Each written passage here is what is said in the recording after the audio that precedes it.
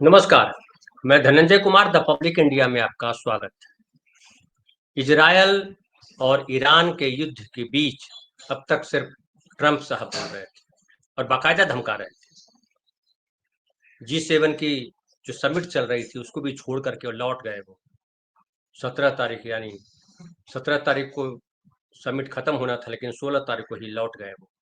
और लौटने के बाद उन्होंने जो बयान दिया वो डरावना बयान था और उन्होंने कहा कि ईरान को जो काम कर रहा है ईरान वो मूर्खतापूर्ण है। उन्होंने सोशल मीडिया पे लिखा जो पोस्ट, उसमें उसने लिखा कि उन्होंने कि ईरान को उस सौदे पर हस्ताक्षर कर देना चाहिए था जिस पर मैंने कहा था। और ये कितनी शर्म की बात है और मानव जीवन की बर्बादी है। सीधे शब्दों में कहें तो ईरान के पास परमाणु हथियार नहीं हो सकता। मैंने इसे बार बार कहा है, सभी को तुरंत तेहरान खाली कर देना चाहिए। तेहरान जो ईरान की राजधानी है उसको खाली कर देने के लिए ट्रंप ने कह दिया और कहा कि ईरान का न्यूक्लियर डील साइन न करने का फैसला मूर्खता से भरा हुआ है। और फिर दोपहर में बयान आया वापस कि ट्रंप साहब ने कहा कि अमेरिकी राष्ट्रपति डोनाल्ड ट्रंप ने मध्य पूर्व क्षेत्र में इजरायल और ईरान के बीच चल रहे संघर्ष को वास्तविक अंत तक पहुंचाने की इच्छा जताते हुए कहा कि वह ईरान के साथ बातचीत करने के मूड में नहीं है। एक बार वो कहते हैं हम बात करना चाहते हैं, ईरान जो है समझौता करे, डील पे साइन करे, तभी ये युद्ध रुकेगा। दूसरी तरफ करते कहते हैं वो बातचीत करने के मूड में नहीं है।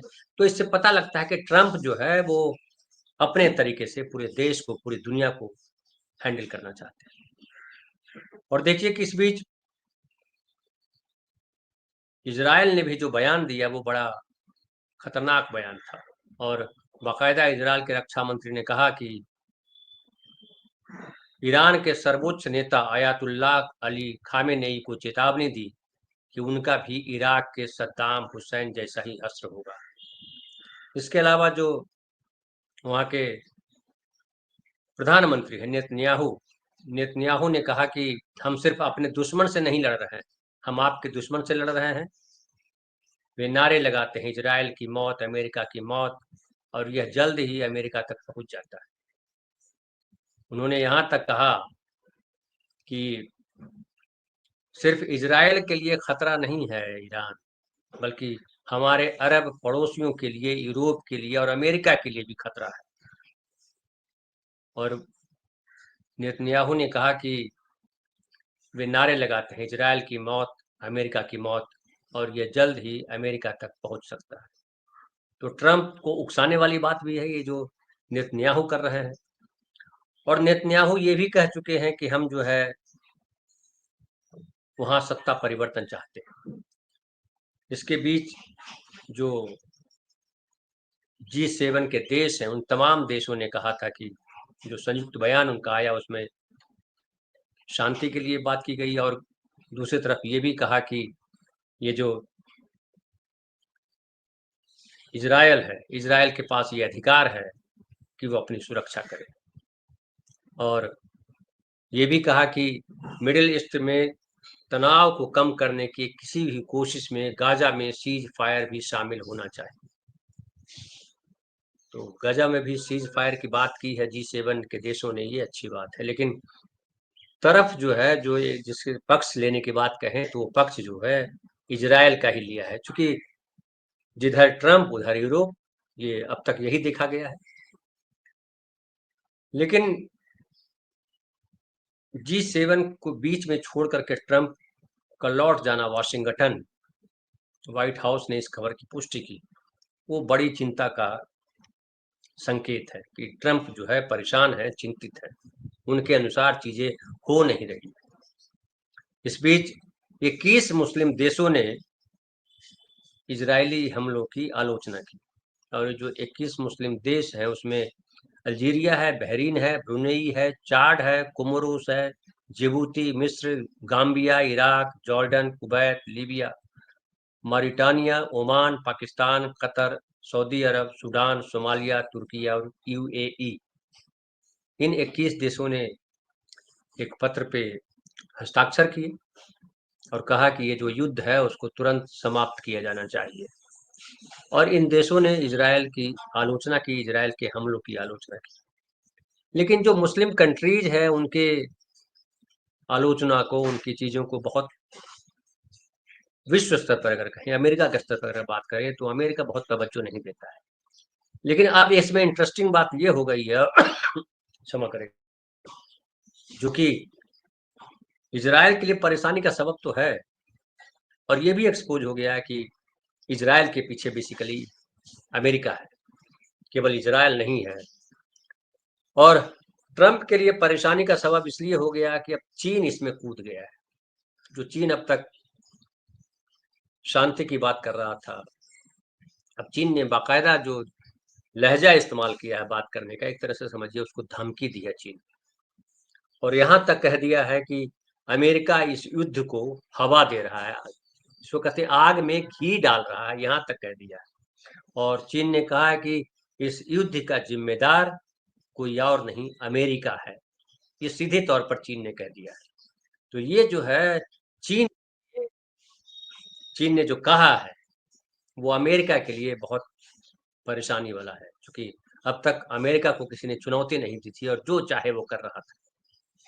टैरिफ बार में फाइनली हालांकि चीन के साथ उन्होंने समझौता किया, चीन वहां भी अड़ा हुआ था, और चीन ने कहा था कि हम भी झुकने को तैयार नहीं। फाइनली दोनों देश मिले।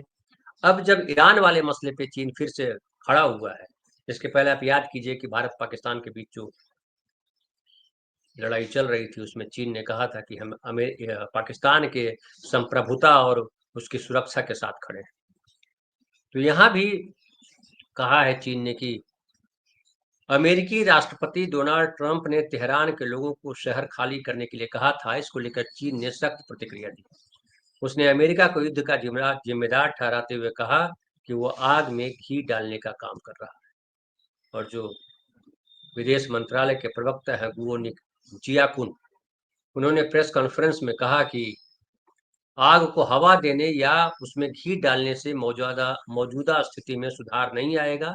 किसी को धमकी देकर या फिर दबाव बनाकर मामले को शांत नहीं करवाया जा सकता, यह और बढ़ जाएगा। और सीधी सीधी टिप्पणी जो है ये ट्रंप के ऊपर है, क्योंकि ट्रंप जब से इजराइल ने हमला किया है, ट्रंप लगातार जो है इजराइल के साथ खड़े दिखाई पड़ते हैं, ईरान को धमकाते हुए दिखाई पड़ते हैं। और ये भी कहा गया कि जो हमला किया इजराइल ने, वो हमला तब किया जब अमेरिका ने उसके लिए हरी झंडी दी। ये भी खबर आई कि शुरुआत में ही इजराइल के जो राष्ट्रपति हैं वो चाह रहे थे कि ईरान के जो धार्मिक नेता हैं, जो सबसे बड़े नेता माने जाते हैं, खामनेई, उनको मार दिया जाए। लेकिन अमेरिका ने वीटो लगाया और नहीं होने दिया।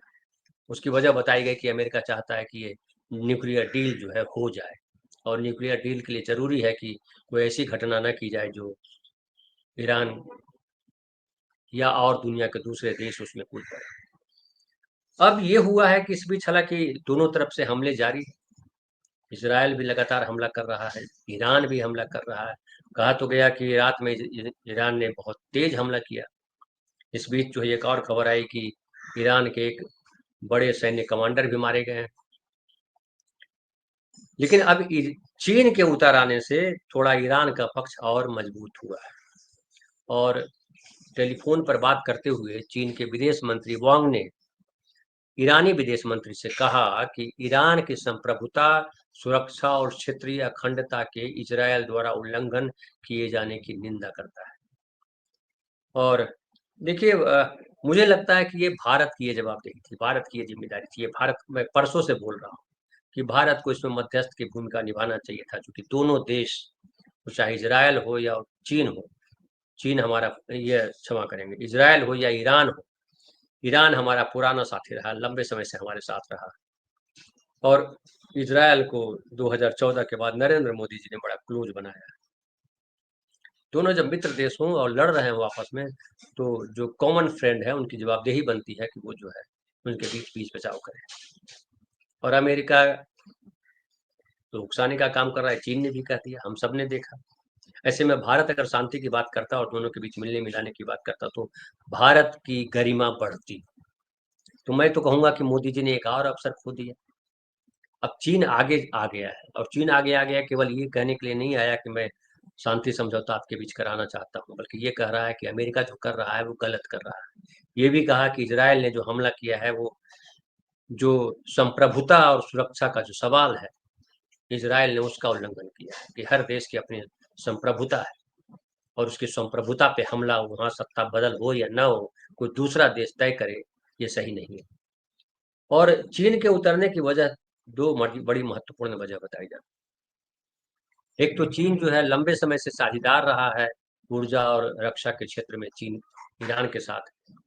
दूसरा जो है, ये ईरान, रूस और चीन तीनों के बीच नौसैनिक अभ्यास भी हुए हैं।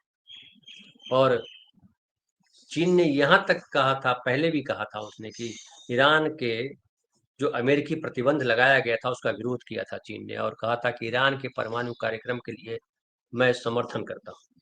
तो चीन ने वहां भी समर्थन दिया था। तो अब जब चीन खुलकर सामने आ गया है तो स्थिति दो बनती है। या तो अमेरिका पीछे हटेगा और शांति की कोई वार्ता होगी, इजराइल और ईरान के बीच कोई संधि कराई जाएगी, या अब विश्व युद्ध में तब्दील होगा। अगर चीन उतर आएगा तो फिर तो रूस भी उतरेगा, और पता नहीं क्या क्या होगा। लेकिन मुझे लगता है कि ये जो ट्रम्प है, शायद ट्रम्प इसीलिए टेंशन में आ गया है। उनको अब समझ में आ रहा है कि जितना आसान वो समझ रहे थे उतना आसान है नहीं। और ये बेसिकली जो इजराइल ने हमला किया ईरान पे, वो जो अमेरिका की, खास करके ट्रम्प की जो नीति है कि धमकाओ और उससे जो करवाना चाहो करवाओ, इसको कहते हैं कि रैंसम की बात, कि भाई हम जो कह रहे हैं वो कर दो, नहीं तो वो मारेगा। और इसको अब चीन ने जब समर्थन दे दिया है ईरान का, खुले तौर पे धमकाते हुए, बल्कि चेतावनी वाले शब्द में, तो इससे ट्रम्प का टेंशन बढ़ जाता है।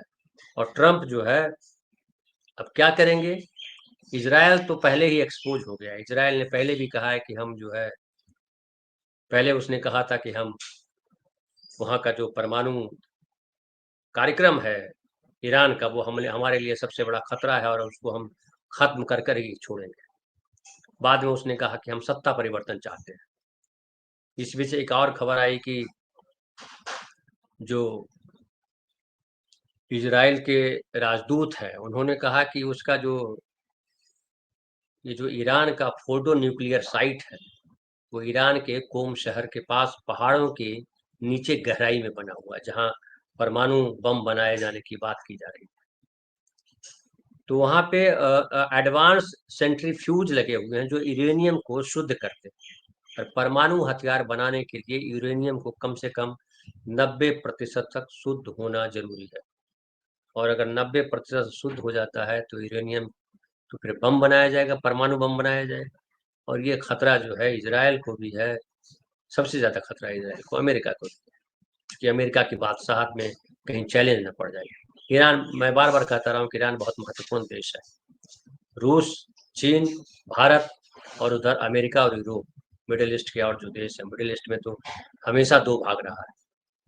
तो बड़ा महत्वपूर्ण है हमारे लिए भी। लेकिन हम पिछले 14 साल में जो हमारी विदेश नीति रही है वो बड़ी सत्यानाशी नीति रही है। हम कहीं के नहीं रहे, डंका बजाते रहे दुनिया में। G7 में देखिए मोदी जी गए, फाइनली तो क्या हुआ, कहीं दिखाई नहीं पड़ रहा है, वीडियो आ रहे हैं सोशल मीडिया पे। बहरहाल, ये जो उसने कहा है वहाँ के राजदूत ने कि ये फोर्डो न्यूक्लियर साइट है, वहाँ पे हमारे पास वो हथियार नहीं है कि हम उसको निशाना बना सके, उसको खत्म कर सके, बल्कि अमेरिका के पास ही वो बम है। अमेरिका के पास ऐसा बम है जो इतनी गहराई तक नुकसान पहुंचा सकता है। तो वहां भी अमेरिका की मदद की जरूरत है इजराइल को। लेकिन क्या अमेरिका अब इस झगड़े में आगे बढ़ेगा? क्या वो ईरान को जो धमकाया है कि हम अगर हमारी तरफ अगर आपने निशाना बनाया तो हम वो हमला करेंगे जो याद रखेंगे। अब चीन ने जब चेतावनी दी है तो उसका क्या परिणाम होगा? टैरिफ वार में हमने देखा कि चीन जब अड़ गया था तो फाइनली ट्रम्प जो है पीछे लौट गए थे। क्या इस बार भी पीछे लौटेंगे ट्रम्प? ये सबसे बड़ा सवाल है। देखेंगे हम। फिलहाल इतना ही। बहुत बहुत धन्यवाद। कल बात करेंगे नई जो चीजें होंगी उस पर।